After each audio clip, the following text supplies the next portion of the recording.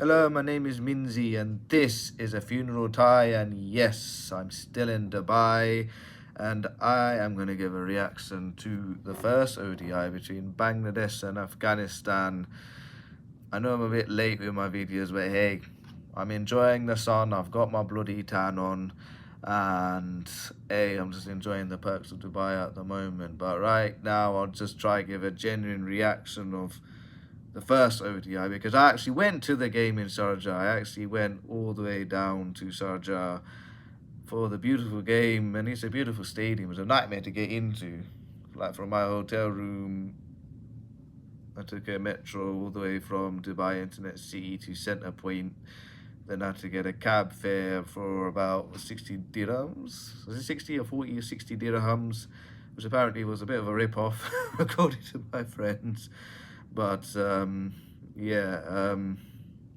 was obviously sat with the Bengali boys, and it was a good atmosphere. The Bengali lads always, ever so passionate, and voice their absolute joy when they see their countrymen play. Like, for these lot, like, the ticket was 60 dirhams, which is like a £6 roughly, which is nothing. But for these people, it's obviously a lot. And some miss days of work. Like, you don't understand. Like, for these people, watching their countrymen play at the Sharjah Stadium, it meant everything to them. They missed days of work for them. They saved a fortune for these tickets. And what ended up transpiring was absolutely fucking diabolical, bruv. It's absolutely diabolical. I don't know what to say, really. And it started off so promisingly, both with the ball and the bat. Afghanistan won the toss. They elected to bat. At one stage, I think we'd got them to 30 or so for 4 wickets.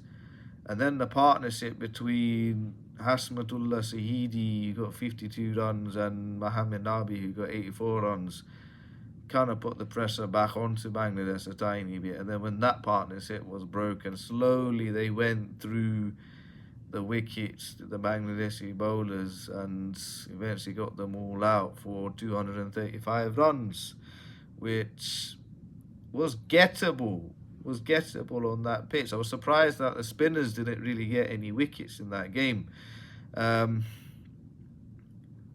great camaraderie between the Bangladeshi fans and the Afghanistan fans. I think the Bangladeshi fans were calling the Afghanistan fans something beginning with G. I don't want to say what it is, because sadly as a Bengali, I don't know what that word means, and I don't think it is an appropriate word.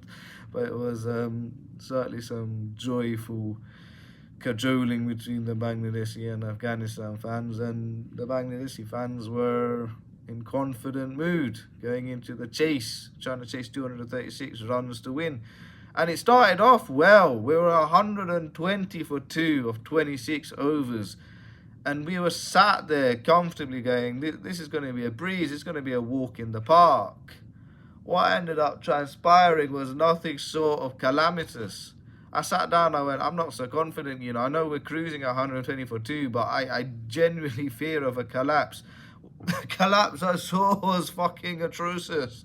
How have you lost 8 wickets for 28 runs? Fuck me, I travelled 4,500 miles from the Wirral to Sharjah to see a fucking batting collapse, you fucking twats. Fucking hell. I don't know what to say. I genuinely don't know what to say. That's one of the most spectacular things I've ever seen. And it was just so disheartening. All these poor people who missed a day off work fucking spent a fortune to see their team collapse like a deck of fucking cards. You can't fucking make it up. You generally can't fucking make it up. I said it was going to get worse before it gets fucking better. Oh my days, it's fucking atrocious. It's genuinely fucking atrocious. I've never seen such a ridiculous play in my life. And when I left that stadium, I somehow lost my internet data, so I was kind of struggling to get back from Sharjah to Centre Point station. Because it's quite weird how it works in this country. So basically, I can't call a cab that works in Dubai to come pick me up in Sharjah. Otherwise, the taxi driver gets fined. He can drop me off from Dubai to Sharjah, but he can't pick me up from Sharjah to Dubai. All right, so because you might be thinking, all right, you lost your internet data, because I'd lost my internet data before I'd even arrived at the cricket stadium. So it might have been correctly guessing. Why don't you take the taxi guy's number and see if you could have somehow called him from that way? But it's strange. Like they can't do that, or they get fined. So I have to get a taxi from Sharjah all the way to Singapore. I'm sorry if it's confusing people, but yeah, if you're getting the drift. I had to grab a taxi from Sharjah itself. I had to grab one of the local companies. So he can drop me off at Center Point in Dubai, and I was struggling to get a taxi. I think he was just telling everyone to fuck off. They weren't accepting any Bengalis onto the taxi. I had to like physically open the door and say, bro, I genuinely need to get to Dubai. Can you please drop me off at Center Point? And as soon as I said those words, he went, Center Point, hop right in, lad. I just managed to piss off the local Bangladeshi guy. He's like, why are you taking this dickhead and not taking us? I was here first. But I'm sorry, man. I took it because obviously I was a bit of a golden goose for that taxi driver. He probably couldn't believe his luck. He was saying in the taxi, I was like, man, I ain't picking these dickheads up. They're just gonna go locally. So fair enough. But he was telling me in the cars, like, do you think they might have match fixed? Because like something like that is almost unheard of, and I don't want to say they did. I don't want to ever accuse players of match fixing. That's just not on. But some of those shots were atrocious. I'm not saying there was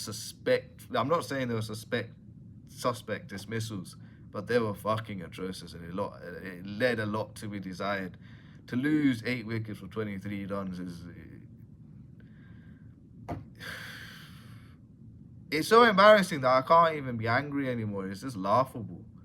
It's just laughable. And I don't think Bangladesh has won at Sharjah in an ODI or T20. That ground is cursed. That ground is genuinely cursed. Like, we could literally play Uganda at Sharjah and Bangladesh will still lose. No disrespect to Uganda, of course. But anywho, this 3-match ODI series, which I had the pleasure of watching, and thank you to the Bangladeshi crowd who welcomed me. They knew instantly I was from the UK because every time they kept asking me about the game, I was speaking in broken Bangla, and they realised my Bangla was clapped. So they asked me, where are you from? I was like, I'm from the UK, innit? And he's like, you came from the UK to watch this?